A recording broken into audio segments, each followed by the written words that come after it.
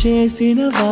మన పేరున జరిగే పనులు ఇది మంచి అని అది చెడ్డదని తూకాలు వెయ్యగలవారెవరు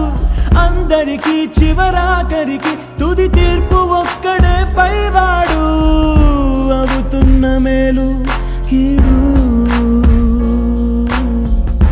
అనుభవాలేగా రెండు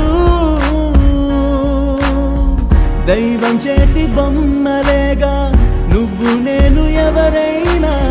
తలో పాత్ర వెయ్యకుంటే కాలయాత్ర కదిలేనా